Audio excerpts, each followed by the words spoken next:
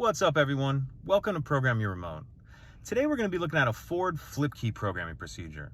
This procedure is going to be for if your vehicle takes the flip key. It will not work if your vehicle has push button start.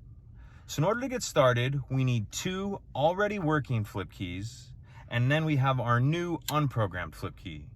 And on the unprogrammed flip key, you're going to have to get the key cut prior to being able to do this procedure. That'll be the only part you can't do yourself. So once you get yourself to that point where we have our two already working keys and our new unprogrammed flip key with the blade cut, we can get into the next step.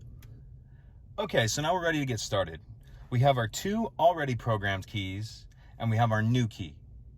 So we're going to take our first already programmed key, put it in the ignition, turn it to on for about a second, 2 seconds, turn to off, remove. Now within 3 seconds, but not longer than 10 seconds, put our second programmed key in, turn it to on,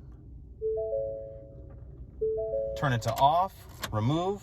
Now we have our new unprogrammed key, and we're gonna do the same thing. Put it in the ignition, turn it to on, turn it to off. You probably heard the door lock cycle there. That's gonna indicate that this remote successfully been programmed. Remove. Now let's go ahead and test the remote. Door locks work. Let's make sure it starts the vehicle.